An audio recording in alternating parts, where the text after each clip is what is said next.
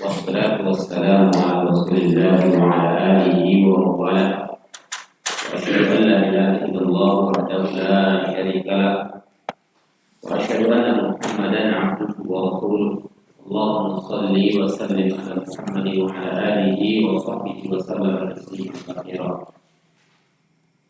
يا أيها الذين آمنوا اتقوا الله حق تقاته ولا تموتن إلا وأنتم مسلمون. يا أيها الناس اتقوا ربكم الذي خلقكم من نفس واحدة وخلق منها زوجها وبث منهما رجالا كثيرا ونساء واتقوا الله الذي تساءلون به والأرحام إن الله كان عليكم رقيبا. يا أيها الذين آمنوا اتقوا الله وقولوا قولا سديدا يصلح لكم أعمالكم ويغفر لكم ذنوبكم ومن يطع الله ورسوله فقد فاز فوزا عظيما. أما بعد فإن أحسن الكلام كلام الله وأحسن الهدي هدي محمد صلى الله عليه وسلم وشر الأمور محدثاتها فإن كل محدثة بدعة وكل بدعة ضلالة وفي رواية للترمذي كل ضلالة في النار. Ikhwani wa akhwati fillah, rahimani wa rahimakumullah.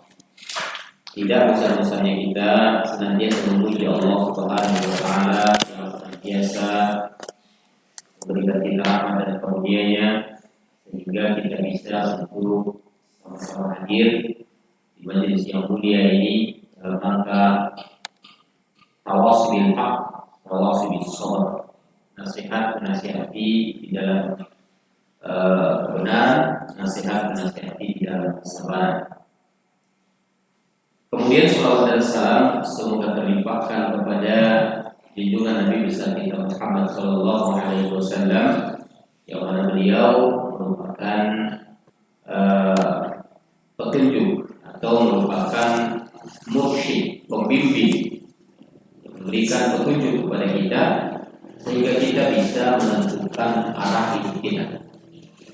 Tanpa kehadiran beliau maka sesuatu mustahil, sesuatu hal yang mustahil kita bisa menentukan arah hidup. Walaupun Allah Subhanahu wa taala memberikan kita kitab atau menurunkan kitab, tapi tanpa penjelasan praktek dari Rasulullah SAW maka tidaklah mungkin kita bisa memahami Al-Quran tersebut dengan benar.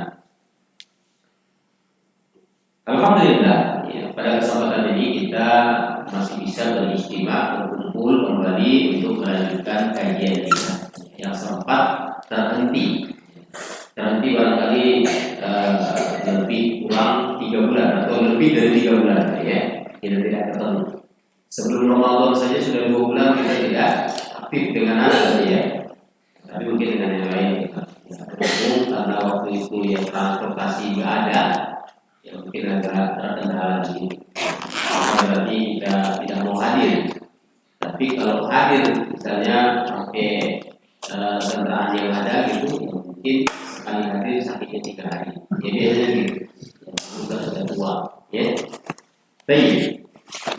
Masuk saja kita kepada pembahasan kita untuk memastikan waktu. Ya, karena memang waktu kita sangat singkat sekali. Kita masih dalam pembahasan bentuk-bentuk syirik ini. Ya, kita akan ulangi sedikit. Sudah pernah yang kita jelaskan, tapi insya Allah akan bersambung dengan tema berikutnya nanti. Kita akan mengulangi sedikit. Jadi syirik nyatanya bermacam-macam. Rasulullah SAW menyebutkan dalam sabdanya, ini ma'akhwafu alaikum asyirkul asghar. Ya. Sesuatu yang paling aku khawatirkan kepada kalian syirik kecil katanya. Ya. Sampai para sahabat itu bertanya apa yang maksud syirik kecil. Kemudian beliau mengatakan di sini nanti akan kita bahas sedikit ya. Sepakat demi tahap agar kita mengerti syirik kecil itu yang bentuknya banyak. Ya, bukan hanya dia saja. Baik. Contoh yang pertama, ya. Contoh yang pertama yaitu Memang hadiah disebutkan di contoh yang pertama. Ria itu bahasa Arab, tapi sudah jadi bahasa kita, ria. Yang orangnya ria, memperlihatkan ibadahnya kepada orang lain, itu ria. Ya. Dari kata atau diambil dari pecahan kata ru'yah. Jadi kata ro'a, yara, ru'yatan, maknanya nazar, an-nazru, yang dilihat. Ada yang mengatakan jika saya melihatnya, itu dari kata ro'aya, itu nggak perlu kita bahas sebenarnya. Yang jelasnya ria itu adalah memperlihatkan amalan kita kepada makhluk. Ya. Jadi secara istilah agama, ya, bukan dari istilah bahasanya, ria itu adalah ayyadharul insanul amala shalihan lil akharina au yuhsinuhu 'indahum au yadhharu 'indahum bi madhhari mandubin ilaihi liyamdahuhu wa yu'dhimu fi anfusihim. Jadi yang dikatakan dia itu adalah apabila seseorang memperlihatkan amal solehnya, memperlihatkan amal solehnya kepada orang lain, atau barangkali dia memperindah, memperbagus amal solehnya tadi di sisi mereka. Ketika dia mengamalkan di sebelah orang, dia memperbaiki yang tadinya biasa-biasa saja, amalannya diperbaiki seperti angkat takdirnya seolah-olah luar biasa. Biar ada sesuatu di dalam hati orang lain ketika orang tersebut melihat dia beramal. Atau barangkali dia ingin memperlihatkan kepada mereka, ya, sesuatu yang disunnahkan. Ini doa amal sunnah. Itu dia juga. Ya. Walaupun kita barangkali lebih mampu dari orang lain mengamalkan sesuatu, ya jangan terkena. Jika nanti masuk ranah dia gitu. Ya. Itu bisa. Ya mungkin ada saudara kita yang belum mampu melakukan sunnah itu secara utuh, misalnya sekali masih mungkin tidak menjalankan sunnah tersebut. Lantas ya, ini dia nih. Nah, ini berarti ya amalan yang dari sunnah itu kita angkat di hadapan orang lain agar kita dianggap sebagai orang yang saleh berdiri. Ini terkadang apa kita sadari, ya. Akhirnya apa? Akhirnya di dalam dada orang yang melihat itu, wah ini orang luar biasa sekali, ya. Ini orang luar biasa, sehingga dia diagungkan. Nah, ini berarti lihat. Baik. Faman arada wajha Allahi wa riya ma'an faqad asyraka ma'allahi ghayrahu fi hadhihi al-ibadah. Barang siapa yang menginginkan pahala dari Allah Subhanahu wa taala, dia sebenarnya menginginkan pahala dalam mengamalkan itu, tapi disertai dengan riya. Ya, disertai dengan riya tadi, agar dia dilihat orang, agar dilihat orang jadi orang alim, agar dia dikatakan, "Oh, masya Allah, dijalankan sunnah," agar diangkat jempol. Ya, makanya Nabi itu kalau dipuji lempar pakai pasir gitu. Ya, dalam hadis kan begitu ya. Ya, kadang malah itu jadi janda. Kamu selalu puji, kita lempar pasir. Sebenarnya itu tak perlu memang, ya, jadi candaan. Tapi memang begitulah. Rasulullah SAW tidak mau dipuji ketika dia mengamalkan sesuatu. Kenapa? Karena dikhawatirkan nanti dia menjadi riya. Ya. Jadi ketika seseorang menginginkan pahala dari Allah, di samping itu dia riya dengan amal solehnya, apa katanya? Faqad asyraka ma'allahi ghayrahu fi hadhihi ibadah. Jadi dalam ibadah itu dia sudah menyekutukan Allah Subhanahu wa taala. Amma law 'amila al-ibadata wa laysa lahu muqassad ya fi fi'liha aslan siwa madhi nasi fa hadha sahibuhu ala fadrin 'azim. Adapun katanya, ketika seseorang tadi mengamalkan satu jenis ibadah, tapi tidak ada maksud di dalam ibadah tersebut melainkan ya ingin mendapat pujian dari orang. Ini lagi ya, dia mengamalkan ibadah itu karena ingin dapat pujian sebenarnya, bukan lagi karena Allah. Yang tadi kan karena Allah pertama, kemudian di samping itu mungkin orang datang, baru dia ingin dilihat.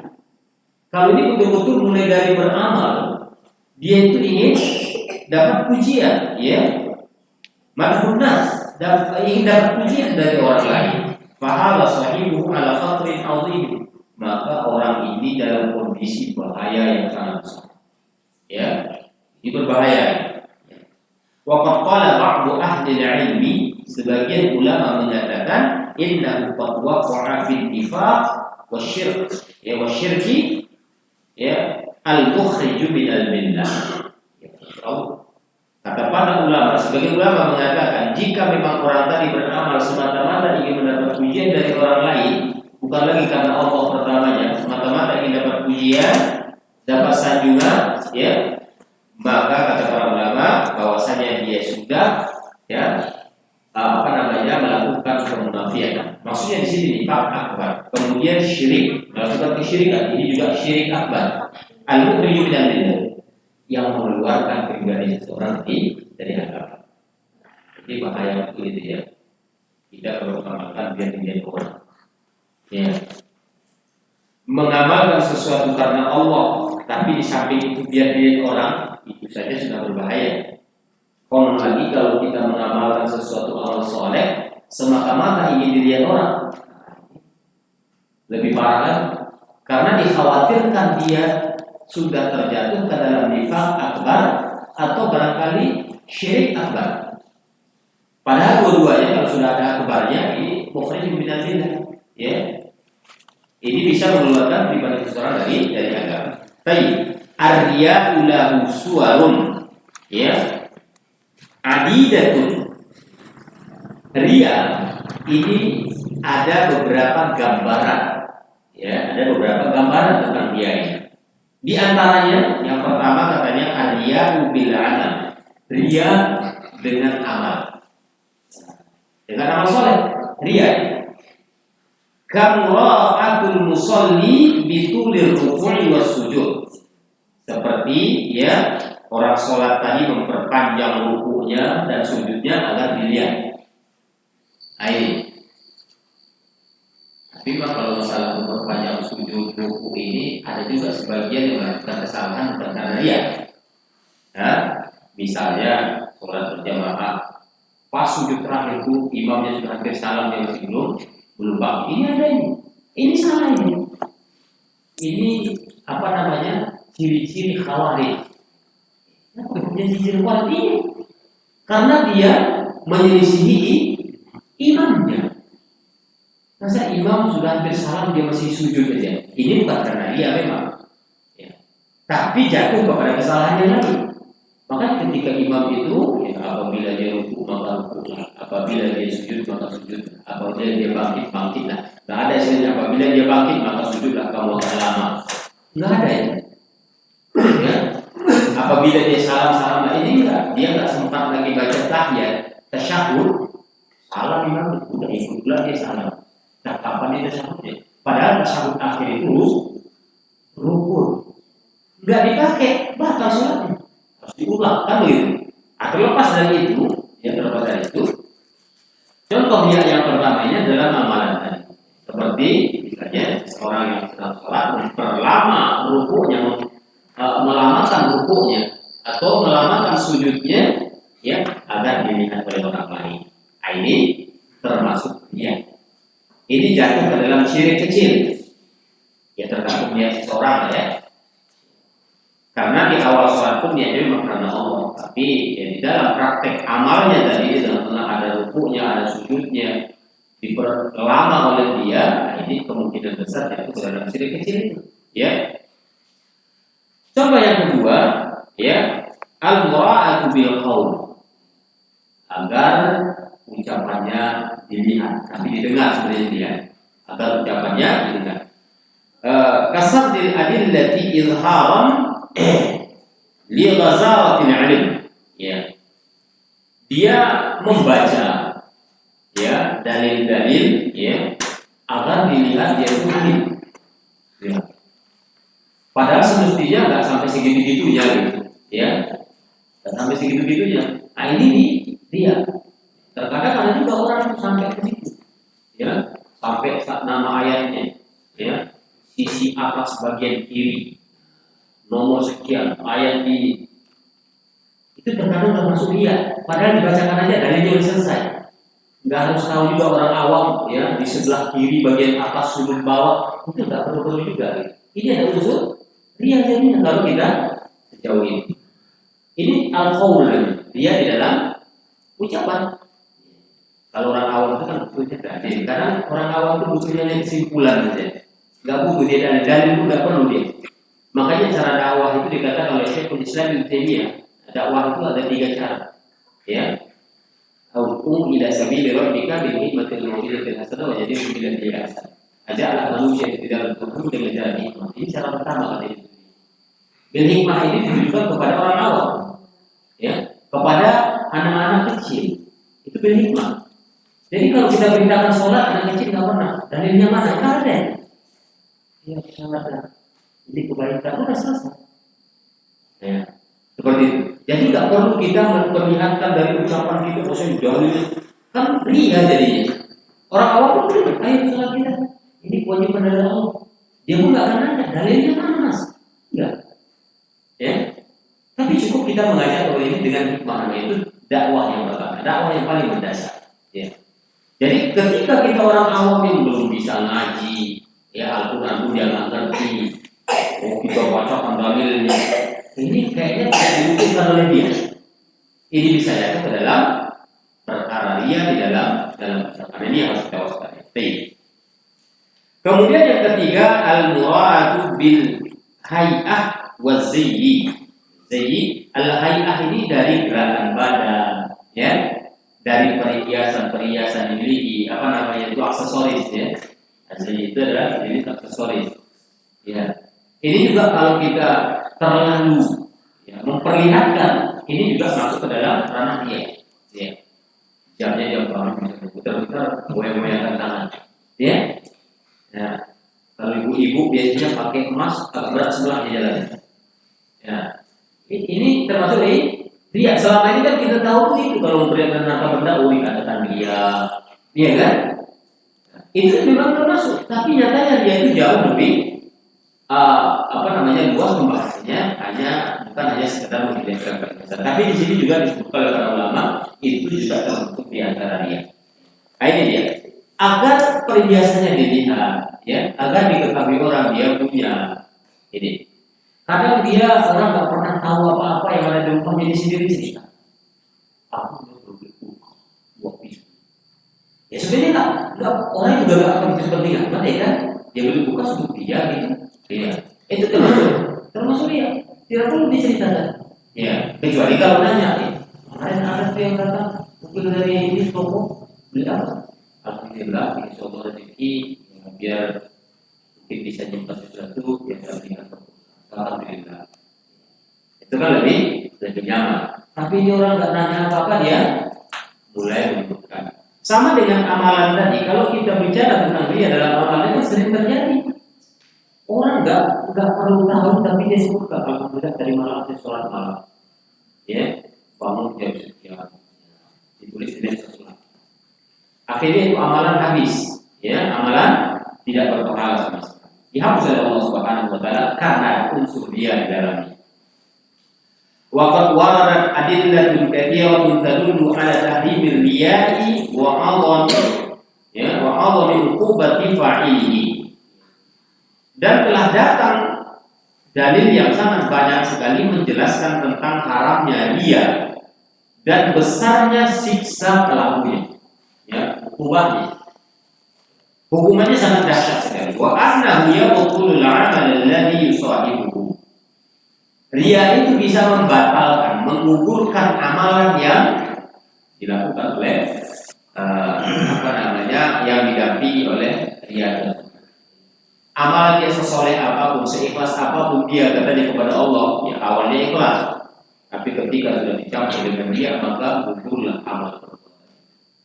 Artinya gugur di sini tidak diterima Allah. Yang kita harapkan adalah pahala dari Allah yang melipat ganda satu amal kebajikan dikatakan 10 menjadi 700. Terlibat ini nyatanya 10 pun tidak. Jangankan harapan sampai 700, 10 pun tidak. Ya, karena gugur. Di antaranya yaitu itu satu hadis yang diriwayatkan dari Mahmud bin Lubai ya radhiyallahu anhu. Marfu'an. Diriwayatkan secara marfu' itu sampai kepada Rasulullah sallallahu alaihi wasallam, "Inna akhwafa ma akhafu 'alaikum syirkul asghar." Ya, syirkul asghar. Sesungguhnya yang paling aku khawatirkan ya kepada kalian kata Nabi adalah syirik kecil. Ini dikhawatirkan Nabi. Karena syirik kecil ini seperti terselubung mungkin. Ya. Kalau orang datang ke kuburan berdoa kepada selain Allah, menyembelih kucing, ini kan jelas dinyata gitu. Ini sayangnya tidak dia mengatakan amal soleh. Tapi karena perbuatan dia tadi, maka itu bisa menjadi tidak bernilai di hadapan Allah Subhanahu wa taala. Ya. Qalu, kemudian para sahabat bertanya kepada Rasulullah, "Wa masyirkul asghar ya Rasulullah?" Apa itu syirik kecil itu ya Rasulullah? Qala ar-riya. Nabi menjawab, namanya syirik kecil itu adalah ar-riya. Yaqulullahu azza wa jalla lahum yaumul qiyamah. Ya, Allah akan berkata kepada mereka pada hari kiamat, "Idza jazan nasu bi a'malihim." Ya. Idhabu ila alladhi kuntum tarawna fid dunya. Ya. Hal tajiduna indahum jazaan. Ketika nanti Allah akan memberikan balasan kepada manusia-manusia yang beramal soleh di hari kiamat, ya, maka apa kata Allah kepada mereka? Idhabu ila alladhi kuntum tarawna fid dunya. Pergilah kalian kepada orang-orang yang kalian harapkan mereka melihat kalian sedang beramal di dunia ini. Coba datangi mereka. Ya, kita beramal di dalam dilihat oleh sebulan. Anda datangi sebulan itu nanti di sana kata Allah, ya. Hal tajiduna indahum jazaa. Ada enggak kira-kira pahala kalian dapatkan dari mereka? Ini sebenarnya pertanyaannya tidak butuh jawaban. Ini artinya apa? Artinya amalan soleh yang dilakukan tersebut gugur di sisi Allah Subhanahu wa taala, tidak ada balasannya. Tidak mendapatkan pahala sedikit. Ya. Wa hadits Muhammad bin Lubai, Mahmud bin Lubai radhiyallahu anhu al-akhar, ada juga dari beliau tapi dalam riwayat yang lain ya, dalam teks yang lain ya. Qala, dia mengatakan kharajan Nabi sallallahu alaihi wasallam faqala ayyuhan nas. Ketika itu Nabi keluar dari rumahnya, kemudian dia bersabda kepada manusia, ayyuhan nas, wahai sekalian manusia, ya, iyyakum wasyirkus sarair. Ya, hindari kalian, waspadalah kalian terhadap syirik yang sarair, yang sangat rahasia, yang sangat sir, ya, yang tidak nyata. Tidak diain. Ya. Kemudian sahabat bertanya kepada Rasulullah sallallahu alaihi wasallam, "Ya Rasulullah, wa ma syirkus sarair?" Wahai Rasulullah, apa yang dimaksud dengan syirik sarair ini? Ya.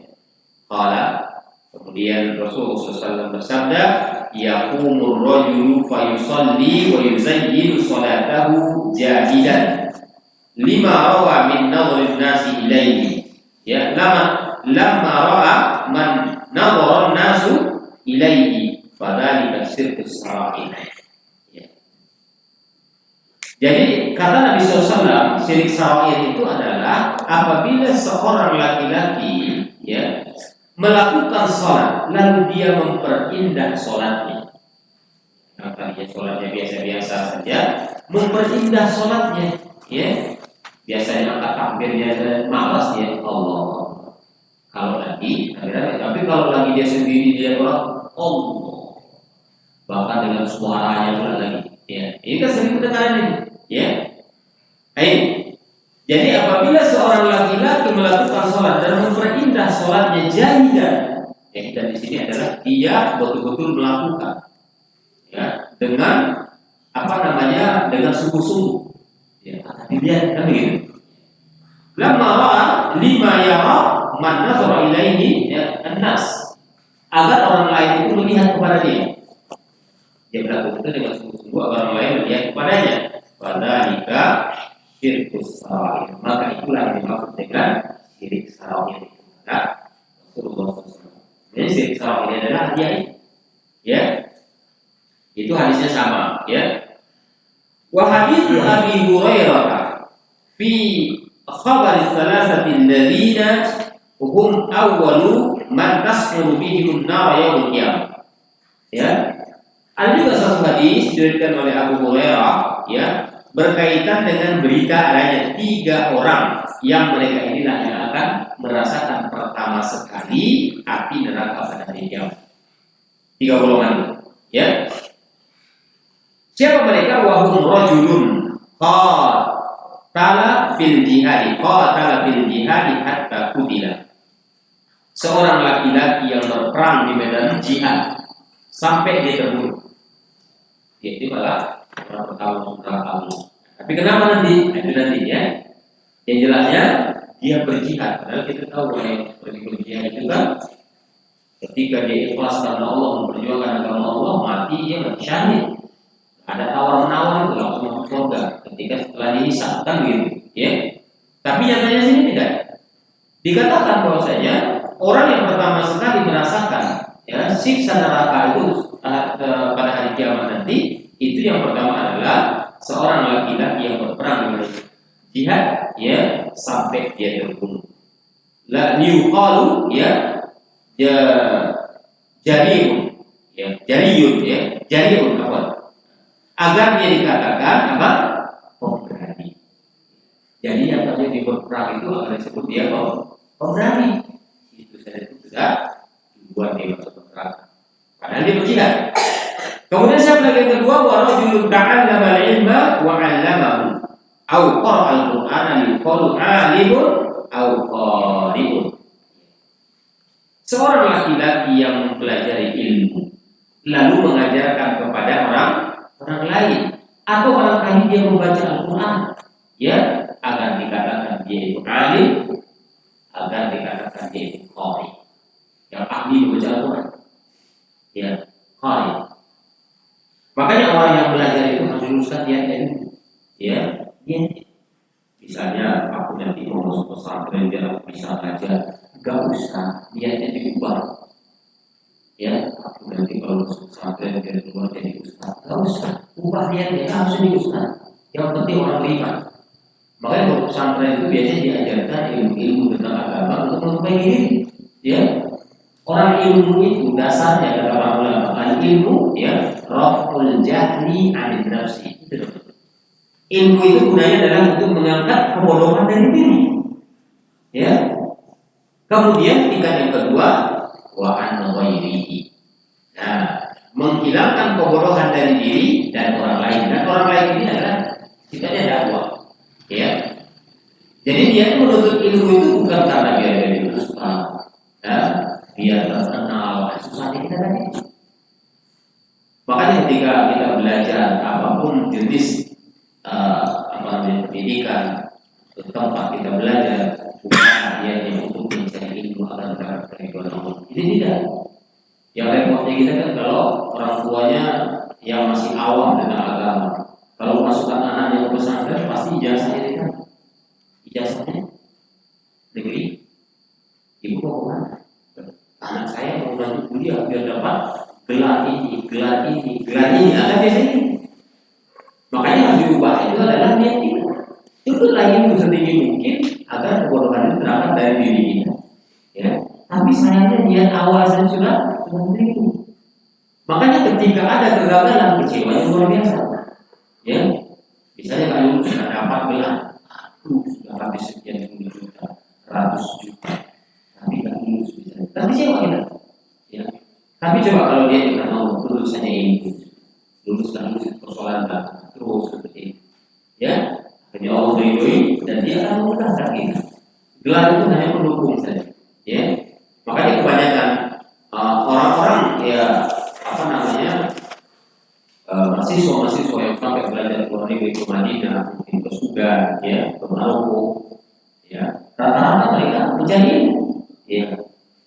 Lain hal setelah mereka itu keluar mungkin dapat gelar, tapi yang perlu adalah ilmu. Tapi terus memang dalam negeri kita ini kan gelar itu sangat dibutuhkan pada wajib. Misalnya orang punya kemampuan ilmunya mengajar di pondok pesantren, kemudian datang dari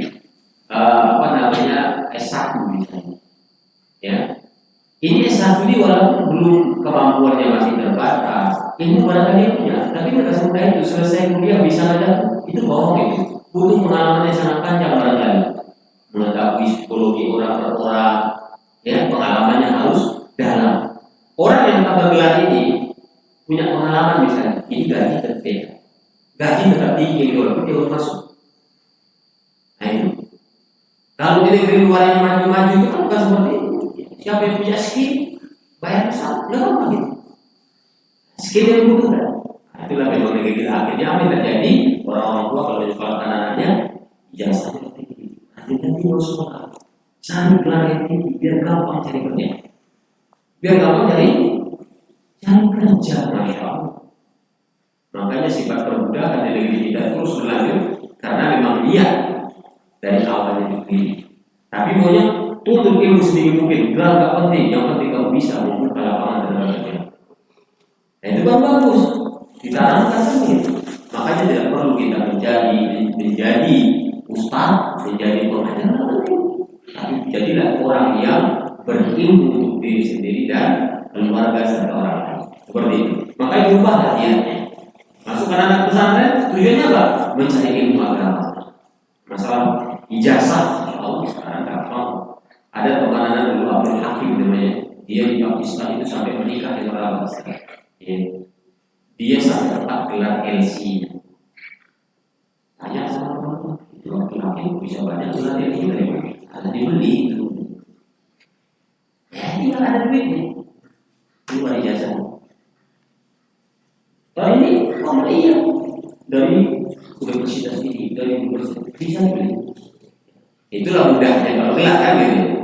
Tapi ya ketika dia tidak jatuh ke dalam ria, tidak terjatuh ke dalam syirik, maka dia termasuk dalam syarat utama ketika kita melakukan ilmu.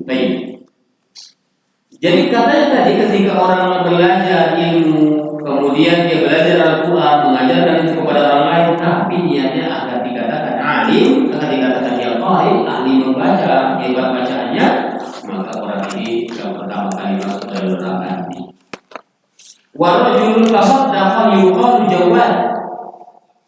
Ada pula seorang laki-laki yang dia rajin gemar bersedekah, tapi akan disebut dia jawad, ya dermawan. Makanya ketika ditulis di papan, ya penakut ini nama saya Osman.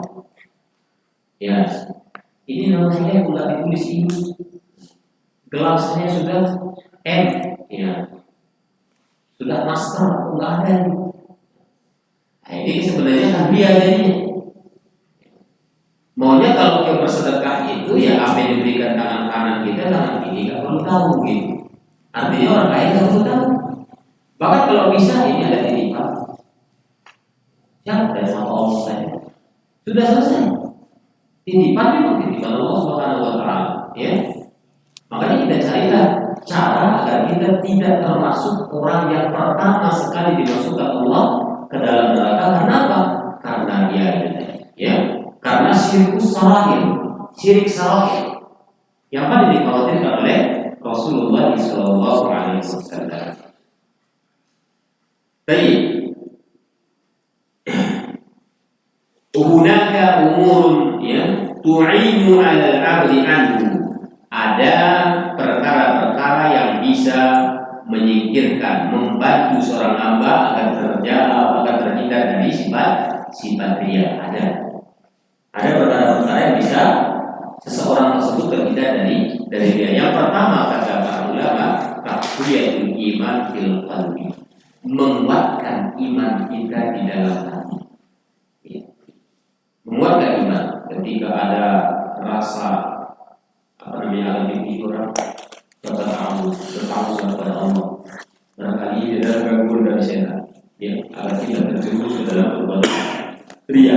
Jadi yang pertama itu, ya, untuk menghindarkan diri kita dari sifat riya tadi adalah taqwiyatul iman fil qalbi. Menguatkan iman di dalam hati. Sayangnya inilah makanya pelajaran tentang iman kita akan pernah terakhir. Karena terkadang ini kan ada perintah memperkuat iman dalam hati. Iman itu gimana ya? Nah itu makanya harus dari dasar iman itu begini, iman kepada Allah seperti ini, iman kepada kitab itu seperti ini, iman kepada malaikat seperti ini, iman kepada para nabi itu seperti ini, iman terhadap hari kiamat, iman terhadap takbir baik dan takbir buruk. Itu dalam pelajaran agar kita bisa menguatkan iman dalam hati kita. Ya. Kalau kita tidak mengerti tentang ilmu tentang keimanan, ya diperintahkan membuatkan iman apa yang harus dilakukan? Keyakinan Rasulullah Allah yang menciptakan, cukup saja kan begitu. Keyakinan Rasulullah Allah yang menghidupkan kita, mematikan kita, itu tidak cukup. Itu pelajaran yang masih standar-standar saja. Ya, makanya butuh belajar terus tentang keimanan. Kemudian liwazima roja al-'abdi bi rabbih, ya, agar harapan seorang hamba kepada Tuhan itu semakin besar. Makanya imannya diperlukan. Ya. Wa ya'ridu amma siwa, dan berpaling dari selain Allah Subhanahu wa taala. Jadi kalau sudah ada rasa cepat-cepat bertahu, cepat-cepat diubah, ya. Yang tahu tentang perubahan ini adalah kita sendiri. Ya, kita sendiri, tidak perlu orang lain gitu. Kita sendiri bukan. Oh, kembali ini hanya Allah. Kan seperti itu. Walianna quwwatal imani fil qalbi min a'zami asbab allati ya'simu Allah biha al-'abda min wasawisis syaitan. Karena kuatnya iman di dalam hati ini adalah sebab yang paling besar sehingga seorang hamba itu dijaga oleh Allah Subhanahu wa taala dari godaan-godaan setan. Seperti itu bukan dia itu karena gangguan setan seperti itu. Ya, kalau saya mengatakan itu ini ya. Baik. Wa min al-ihyai li syahawat di syahawatin nafsi, dan agar kita bisa menjaga, menghindar ya dari syahwat jiwa ini sendiri, syahwat keinginan di diri kita. Kalau keinginan manusia itu kan memang senang dipuji, ya, manusia itu senang dipuji, apalagi wanita dipuji situ kalau ya, kalau wanita itu senangnya dipuji. Maunya dalam hal seperti itu, ya dia pun harus menyadari. Kalau pujiannya, ya, kalau suami istri lain hal ya. Misalnya orang lain mengatakan kepada perempuan di sana, ini kan sangat ini sekali, akhirnya besar diri dia. Wah, aku dulu aja gitu. Akhirnya dia nih, ya, mungkin dia di dalam amalannya, mungkin dia dalam ucapannya, atau mungkin dia di dalam gerak-geriknya atau perhiasan atau warna-warni yang ada pada diri. Ini harus kita perhatikan. Yang pertama tadi menguatkan iman. Yang kedua, tazawwudu minal ilmi syar'i, ya, mempersiapkan ilmu syar'i. Ini bukan untuk ilmu lagi, ya, mempersiapkan ilmu syar'i. Wa bil akhassi ilmu al-aqidah al-islamiyah, yang lebih khusus, yang teristimewa di antara ilmu syar'i itu adalah ilmu yang berbicara tentang aqidah Islam. Makanya ilmu tentang usuluddin atau al-fiqhul akbar ini adalah ilmu yang paling tinggi derajatnya, lebih tinggi daripada ilmu yang lain. Ya, orang kalau tidak mengerti apa hak Allah terhadap dirinya atau apa hak dirinya terhadap Allah, ini salah. Itu kan ilmu akidah, ya. Liyakuna dzalika harzan lahu bi'idznillah min fitani syubhat. Hal itu agar menjadi penjaga, ya, penjaga bagi dirinya dengan izin Allah dari segala fitnah-fitnah syahwat, itu keinginannya. Ada keinginan yang dipuji lah, ya. Wal ya'rafa 'azmata rabbih, agar dia juga mengetahui keagungan Tuhannya, kemahabesaran Allah, ya, Jalla wa 'ala wa ghana, agar dia mengerti tentang kemahabesaran Tuhannya yang maha tinggi, ya. Wa dha'ful makhluqin wa fikruhum wa faqruhum, dia juga mengerti bagaimana lemahnya makhluk. Jadi tentang ilmu akidah ini agar kita mengerti adalah makhluk itu sangat lemah dan makhluk itu memang fakir, yaitu sesuatu yang membutuhkan pertolongan Allah Subhanahu wa taala. Wa yahmiluhu dzalika kulluhu ala maqdir riya'i wa ihtiqarihi wal bu'di. Semua itu bisa membawa diri seseorang tadi untuk menghilangkan riya dan merendahkan sifat riya tadi dan jauh daripada sifat riya. Jadi dulu ya mempersiapkan ilmu terlebih khusus atau teristimewa itu ilmu akidah Islam. Ya. Wal yu'rafu aidan madakhil syaitan ya wa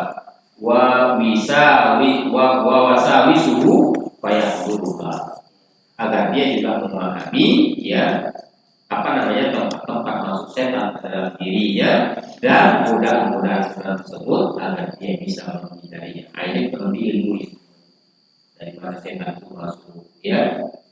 Biasa setan itu masuk ke tempat-tempat yang makanya ketika masuk ke dalam kamar mandi, ketika masuk ke WC membaca doa agar kita dari syaitan.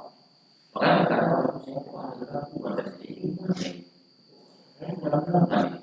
ya, itu biasanya sudah ada gangguan setan. Apa solusinya? Ya, kalau benar-benar gitu ya dirupiah. Tapi kalau setan sudah mulai besar dalam jiwa kita, ini sudah mengendalikan kita. Sifat dia yang mungkin agar selama ini kita beribadah sia-sia ibadah kita, ya kita bersedekah selama ini sia-sia sedekah kita, ya. Kemudian yang ketiga al-iqdaru bil iltija ila Allah Ta'ala wa du'aihi annahu yu'iduhu min syarri nafsihi wa min syururi syaitani wa wasawisihi. Memperbanyak menyandarkan diri kepada Allah Subhanahu wa taala. Maksudnya apa? Menggantungkan diri kepada Allah dan juga memperbanyak doa kepadanya serta memperbanyak ta'awudz. Kita berlindung kepada Allah Subhanahu wa taala dari diri dan dari keburukan setan dan godaan setan. Seperti tadi misalnya ta'awudz dari syaitan rajim, ya, itu dibaca. Masih banyak lagi ya cara-cara ta'awudz yang lain begitu dari gangguan-gangguan setan tadi. Ya, ayyarzuqahul ikhlas fi bayati wa bayyada. Ya. Agar orang tersebut diberikan rezeki keikhlasan oleh Allah Subhanahu wa taala. Kalau dia berbanyak apa? Doa kepada Allah, menggantungkan segalanya kepada Allah. Allah akan memberikan apa? Rezeki ikhlas. Ikhlas itu berat. Ya. Sangat berat sekali. Bisa saja.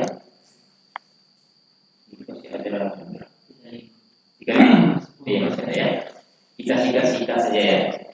Biar biar tidak. Baik, yang keempat, ya, tadabbur uqubat, tadabbur uqubatil ukhrawiyatil 'azimatil lati tahsulu lil mar'ah. Mengingat ya hukuman-hukuman akhirat. Jadi mengingat hukuman-hukuman yang akan diberikan Allah di akhirat nanti, ya, yang bisa sampai kepada diri. Karena sifat dia itu, jadi lihat kita beri kepada Allah dari siksa kubur, bisa apa saja dalam siksa kubur tersebut, ya, apalagi siksa di neraka yang akan didapatkan oleh orang-orang yang syirik kepada Allah. Ini perlu diilmui juga. Ya. Ini perlu diilmui. Makanya terkadang ya banyak sekali di antara ya siksa-siksa diajar tidak lagi dihiraukan oleh orang. Padahal bayangkan siksa kubur saja begitu beranjak bilang orang yang mengantarkan orang yang sudah meninggal ke makamnya, ya, itu didatangkan dua malaikat. Datanglah mereka mendudukkan si mayit itu. Ditanya sama dia maroko, kalau dia tidak pernah atau tidak amal soleh yang diterima Allah, dia akan menjawab hal-hal lah. Aku nggak tahu. Kemudian malaikat itu memukulnya dengan cambuk yang terbuat dari besi. Dicambuk. Kemudian orang tersebut akan menjerit. Dikatakan dalam hadis itu, jeritannya terdengar oleh semua makhluk, melainkan jin dan manusia. Kata Nabi ketika itu, andai kata jin dan manusia mendengarkan jeritan orang tersebut, maka manusia yang mendengarnya akan mati seketika. Dahsyatnya. Ya, semua makhluk mendengar. Makanya makhluk yang lain selain jin dan manusia ini sangat taat semua. Ya, beribadah kepada Allah sesuai dengan ketentuan dari Allah. Makhluk binatang itu beribadah kepada Allah. Ya, sesuai dengan aturan Allah buat mereka. Manusia, bangsa jin diberikan aturan, tapi paling banyak terletaknya ya jin dan manusia. Makanya isi neraka itu adalah ya manusia, jin dan batu-batuan. Itu isinya. Nggak ada disebutkan harimau di neraka, kambing di neraka. Ada. Pengisi neraka itu adalah manusia, bangsa jin yang kafir, kemudian siapa? Berbatuan. Ya. Ini menunjukkan bahwasanya dahsyatnya siksaan-siksaan akhirat tersebut bagi orang-orang yang melanggar ketentuan Allah Subhanahu wa taala, termasuk di antaranya perbuatan syirik. Itu banyak mengingat apa? Mengingat siksaan-siksaan di akhirat. Baik. Yang kelima, at-tafakkuru fi haqaratil mara'i, ya. Mengingat di dalam hinanya, ya, ketika kita itu mengamalkan amalan yang kita dilihat orang. Hina sebenarnya. Hakal itu adalah sesuatu kehinaan. Kita menghina, bahwasanya ketika kita dipuji itu adalah satu kehinaan gitu. Ya. Jangan dianggap itu sanjungan. Ya. Orang memuji ini adalah satu penghinaan. Ya. Makanya disebutkan dalam hadis itu kalau orang memuji bekas sama pasir kata Nabi itu kan satu penghinaan sebenarnya. Kadang sanjungan itu sebaliknya. Kalau kita pada mulut, ya. Walaupun sesungguhnya dia pintar, tapi ini adalah satu penghinaan. Kenapa? Karena kita dihinakan dan kita menjadi dia jadi. Itu dihinakan. Makanya kita apa? Menghina. Bahwasanya perbuatan dia itu adalah sesuatu yang dihinakan Allah Subhanahu wa taala. Wa annahu min sufaha wasafal. Bahwasanya perbuatan dia itu adalah dari sufaha. Ini perbuatan orang yang dulu, orang yang bodoh, gitu, ya. Jadi kita santai-santai. Ya jelas. Karena kejahilan itulah ada orang melakukan perbuatan ini, baik dalam perbuatan, baik dalam ucapan, ataupun dalam gerak-gerik tubuhnya. Itu karena bodohnya ini. Ya. Karena jahilnya. Kenapa kok bisa terjadi karena jahilnya? Ya, karena tidak punya ilmu. Kembali ke sana lagi. Kita belajar agar kita menjadi orang yang berilmu, orang yang berpengetahuan. Batasan-batasan kita tahu, kan gitu. Nah, dia jadinya kita bisa berubahnya karena sesuai dengan itu yang kita tidak miliki. Makanya belajar ini jangan terhenti, teruslah belajar. Tidak bisa datang ke majelis ilmu, tapi makanya dulu ini sedikit mungkin motivasi buat kita dulu ustaz di pondok itu Al-Quran jelas di awal. Kemudian kamus makhluk virus kayak itu hafal di luar kepala. Kamus ini hafal deh. Ya, rasa-rasanya kok kurang yakin. Ustaz, kok bisa? Memang hafal Ustaz. Kamu sih, insya Allah. Coba kalau kasih tahu kalimat ini di mana tempatnya. Coba aku buka halaman sekian, huruf sekian. Itu betul. Itu dan anda coba sendiri. Nyatanya memang apa gitu? Kamus saja dihafal. Lantas dia di pondok pesantrennya kelas 2 sanawiyah dia sudah mengajar di kelas ini. Ini juga dibuka oleh dia rahasianya. Anak-anak Ustaz memang dari keluarga cerdas, enggak, kan ada yang cerdas, tapi rajin. Itu sebenarnya. Membuat orang pintar itu bukan karena cerdas semata, tapi dia rajin. Sehebat apapun dia, ya. Tapi kalau dia malas, dia bisa tertinggal. Tapi ketika gimana cara menemukan itu? Rajin saja bawa kita kemana-mana. Bawa kita gitu, dibaca enggak, dibawa aja. Itulah yang memotivasi di dalam itu. Dibawa itu apa? Ya kamu kan kalau lagi dulu nggak mungkin kamu pegangnya kemudian. Nah kan gitu. Minimal usia kulitnya baca, nggak bisa itu. Ya. Besok pasti kamu baca lagi. Keluar ilmu nahu kamu. Kalau bahasa Arab dibawa kan gitu. Oh bisa sekali. Mau 2 baris biasanya. Wah 2, mau 3 baris. Satu halaman.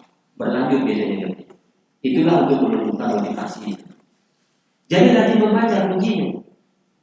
Rajin membaca itu ini barokahnya. Rajin membaca itu adalah barokah. Tapi kalau rajin membaca ini sama ilmu luar biasa. Apa buku yang baca? Apa saja. Ya. Tapi yang baik itu memang buku yang sudah standar yang tidak menyimpang. Ya. Tapi kalau beliau memberitakan, khususnya mungkin kepada anak itu, terserah kamu mau baca, silakan baca saja. Ya, tapi kamu sudah tahu batasan-batasan. Ya, kalau kamu baca ini, silakan. Ya, seperti ini. Nah, inilah ya. Kita agar tidak menjadi orang sufaha, orang yang dihinakan karena perbuatan dia tadi harus memiliki ilmu. Baik. Kemudian yang terakhir, ya, jadi kita singkat saja ya. Al-hirsu ala kulli ma huwa ya sababun fi adami wuqu'i fi'liyah. Dia ya untuk menghindari atau melakukan segala sebab agar tidak terjatuh ke dalam segala hal. Kalau misalnya kita takut kena ria, kalau lewat ada orang yang sederhana, dalam langkah yang sederhana, atau bicara sederhana, ya kita sendiri yang bisa mengatur itu. Ya, jangan kita dikit-dikit, wajahkan terlalu seperti tadi lagi. Akan dikatakan kita itu ini bisa saja ya, tak perlu dikit-dikit amat kali ya. Kecuali kalau dibutuhkan. Kan itu kalau guna kosa, namanya dialog, itu butuh dalil kira. Tapi kalau ngobrolnya di warung kopi, ya ngobrol-ngobrol ringan, nggak perlu. Allah Subhanahu Wa Taala berfirman, ya nggak perlu orang kajian apa, kajian apa ini, ya. Wah, di bapak itu, kan jadi dia jadinya, ya. Kecuali ini Pak, ada dalilnya tapi Pak, ada yang dalam Al-Quran ini, boleh lah. Kalau dikaitkan seperti itu, jadi kita menumbuhkan atau membiarkan diri kita, ya, untuk melakukan sebab-sebab agar tidak terjadinya ria. Kita lah yang tahu gitu ya, kita ria atau belum, dan mencari batasan-batasan untuk kita. Semuanya dia terlepas dari ini. Makanya ilmu jual kembalinya. Apapun ceritanya, tetap kembali kepada ilmu agar kita tidak terjadi kepada perbuatan syirik. Karena ini masih berlanjut di pembahasan syirik. Kecil ini kita baru ria yang dibahas. Masih ada lagi bentuk-bentuk yang lain yang mungkin itu bisa juga terjadi di dalam diri kita, yaitu tentang diri. Jadi mungkin kita bercerita, ya. Mungkin untuk kajian kita pada kesempatan Alhamdulillah kita coba sampai sini dulu. Bila orang terima kasih warahmatullahi wabarakatuh. Astagfirullah wa atubu ilaik. Wassalamualaikum warahmatullahi wabarakatuh.